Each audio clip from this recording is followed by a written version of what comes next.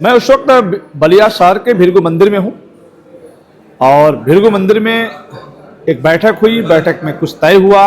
अब भृगु कॉरिडोर की बात हो रही है कि भृगु कॉरिडोर को लेकर क्या योजना बन रही है सरकार की और यहाँ के प्रशासन की। इस वक्त मैं भृगु मंदिर में हूँ जहाँ लखनऊ से डिजाइनर उसके आए हैं। डिजाइनिंग कैसे होगी भृगु कॉरिडोर की, उसको लेकर यहाँ पे एक सर्वे हो रहा है। मंदिर कमेटी के लोगों से बातचीत हो रही है और यहाँ पे स्वयं सीआरओ है त्रिभुवन जी जो देख रहे हैं।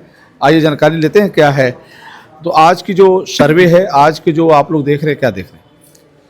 आज का महत्वपूर्ण सर्वे है क्योंकि इसमें आर्किटेक्ट डिजाइनर श्री सुनील श्रीवास्तव जी आए हुए हैं और इसमें DGPS जो वो मशीन है वो लेके आए हैं ताकि वो पूरा लैटिट्यूड लॉन्गिट्यूड ले रहे हैं ताकि पूरा सर्वे क्लियर हो जाए इंच टू इंच कि कहाँ पर क्या स्ट्रक्चर है और कैसे कैसे हम लोग को क्या अतिक्रमण हटाना है और किसको आपको सुंदर बनाना है।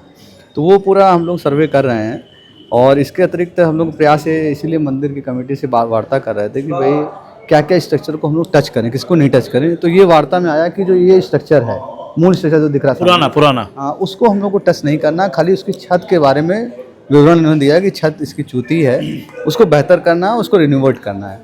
बाकी और स्ट्रक्चर को भी उन्होंने विभिन्न तरह से बातें कही हैं कि इसको ऐसे हम कर सकते हैं और बाहरी स्ट्रक्चर को पूरा खाली करके जो आपको दिख रहा होगा वो खाली करके पूरा ओपन करना है।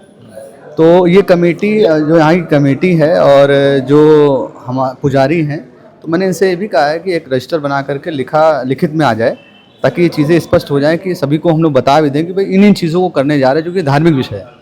धार्मिक विषय में आम सहमति और पुजारियों की सहमति और संस्था की सहमति बहुत इंपॉर्टेंट होती है। तो वो उसी दिशा में अब लगभग सब सहमत भी हैं क्योंकि इन्हीं के जो प्रस्ताव हैं उसी पे बेहतर किया जाना है। तो माननीय मंत्री जी ने भी कहा था कि भाई सारी चीज़ों को देखते हुए और एक परिदृश्य में जो अच्छा कॉरिडोर बन सके उस दिशा में हम लोग बढ़ें।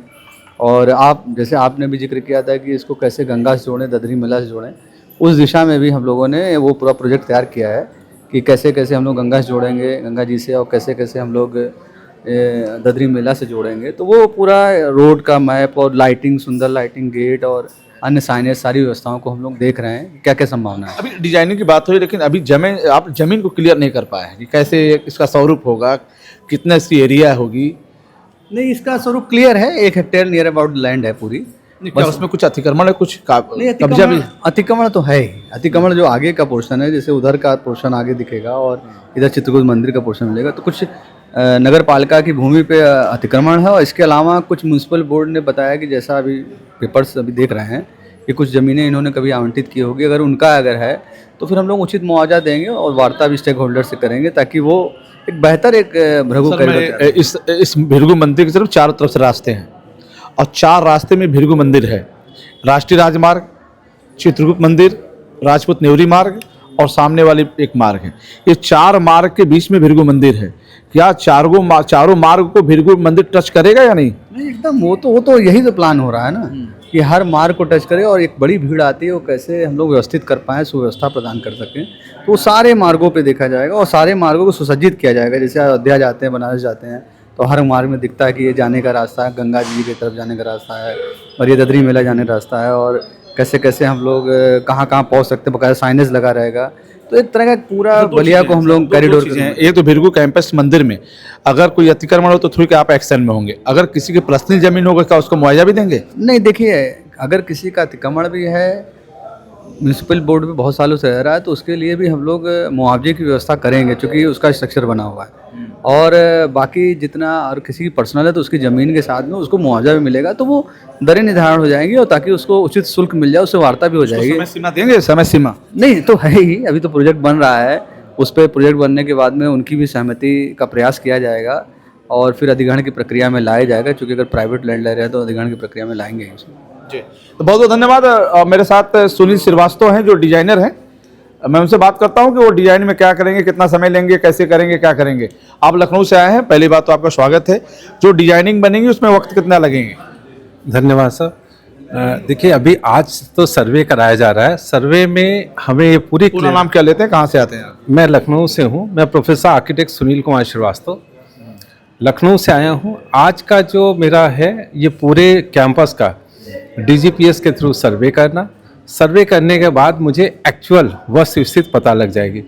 फिर यहाँ का एडमिनिस्ट्रेशन स्टेक होल्डर से बात करके हमको अपनी सारी चीज़ें बताएगा कि हाँ हमारी लिमिटेशंस क्या हैं, किस जगह तक जा सकते हैं। उसके बाद हमको इसको एक बहुत बड़ा प्रेस्टिजियस भृगु कॉरिडोर की तरह डेवलप करने के लिए कहा गया है। हम उसको करेंगे। जैसे ही हमको जो है इसकी रिक्वायरमेंट्स और सारी चीज़ें मिल जाएंगी तो उसके बाद आप ये मान के चलिए कि 15 दिन में हम एक DPR बना के सबमिट कर देंगे। अच्छा, यहाँ से जो भी जितना जल्दी चीज़ें मिलेंगी 15 दिन के अंदर DPR बन के आप हैंड ओवर करेंगे। ओके, तो मेरे साथ सुनील श्रीवास्तव हैं जो लखनऊ से हैं। उन्होंने कहा कि 15 दिन को अंदर DPR बनेगा, लेकिन ये कब सौंपेंगे? सर, सुनील श्रीवास्तव जी ने कहा कि 15 दिन के अंदर DPR बनेगा, लेकिन देरी आपकी तरफ से होगी। नहीं, DPR देखिए एक्चुअली में क्या है कि जब मैंने फिर बताया कि संस्था है, पुजारी हैं, सभी की एक लिखित में सहमति लेना आवश्यक है। तो उसके लिए कल अभी बताया कि कल बैठक होगी, हम लोग बैठ के बातचीत करेंगे, उस पर सहमति बन जाएगी। और सहमति के बाद ज़मीन जितनी खाली है वो तो ऑलरेडी दिख रही है। जो बाहरी आउटर में अतिक्रमण है उसके संदर्भ में वार्ता हो जाएगी और अतिक्रमणकारियों से भी वार्ता हो जाएगी। अगर कोई है तो उसका अधिग्रहण प्रस्ताव। कहती है कि आप लोग लंबे समय तक भृगु कॉरिडोर की बात करते हैं, अभी तक वार्ता नहीं हो पाई, अभी तक सहमति नहीं बन पाई, अभी तक बैठक नहीं हुई। कितनी बड़ी विडंबना है सरकार की। क्या नहीं, देखिए ऐसा है कि वार्ता तो हो ही रही है, लेकिन फाइनल स्टेज पर हम लोग पहुँच रहे हैं। जैसे कोई व्यक्ति से बात की जाती है तो एक राउंड में नहीं क्लियर हो सकता, उसको 2-3 बार बात की जाती है ताकि उसके सारे विचार कई राउंड हो चुकी है, लास्ट राउंड होनी, लास्ट राउंड में क्लियर हो रही है, बस फाइनली हम लोग कर रहे हैं। इसीलिए तो आर्किटेक्ट प्लानर आए हुए हैं, सारे लोग आए हुए हैं कि फाइनली हो जाए। चूँकि अभी आपको याद होगा कि 7-8 दिन 10 दिन पहले ही हम लोग आए थे, हम लोगों ने इस पर वार्ता की।